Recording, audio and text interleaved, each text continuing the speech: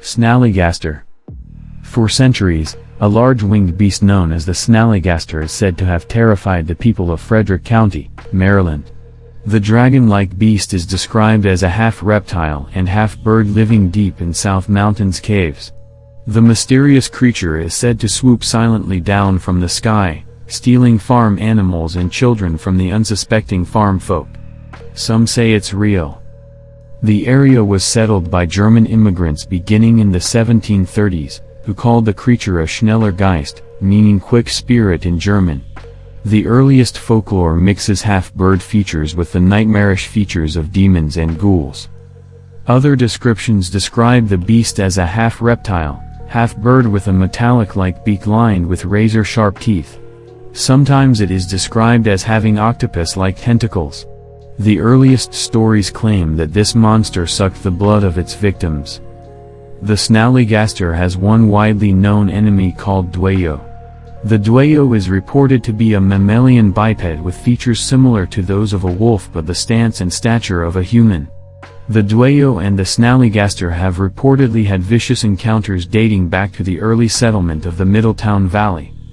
For years, the Snallygaster lived only on the pages of folklore until 1909, when stories of the beast began to appear in newspapers.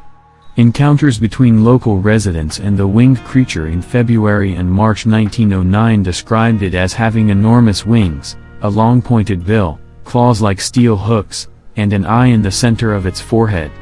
Further, it was said to make screeches like a locomotive whistle.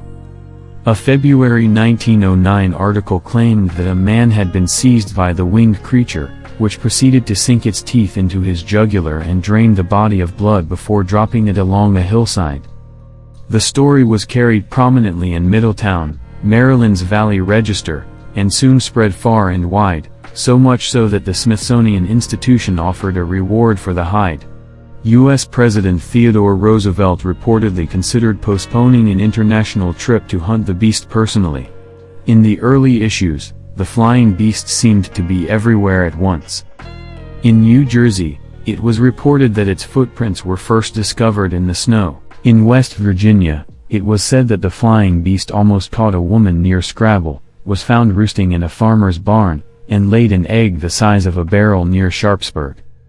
A man in Castown, Ohio, wrote a letter to the Valley Register, telling of a strange creature that flew over his area, making terrible screeching noises. He described it as having two enormous wings, a large horny head, and a tail 20 feet long. In Maryland, it was first sighted by a man who operated a brick-burning kiln near Cumberland. Spied near the kiln while sleeping, it emitted a blood-curdling scream when it awoke and angrily flew away. It was also sighted near Hagerstown, south of Middletown at Lover's Leap, and seen flying over the mountains between Gapland and Burkittsville, where it was reported to have laid another very large egg.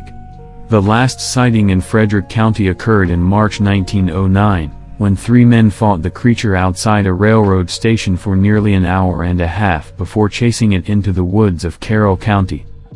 Afterward, there were no more sightings of the mysterious creature for the next 23 years, at which time it once again appeared in Frederick County, Maryland. The first report said the bird was seen just below South Mountain in Washington County. It was surmised at the time that, as the life expectancy of a Snallygaster was estimated at about 20 years, the new sightings were from the offspring of the 1909 creature. At this time, the Middletown Valley Register requested that local residents who spied the creature provide as accurate and detailed a description as possible for scientific purposes.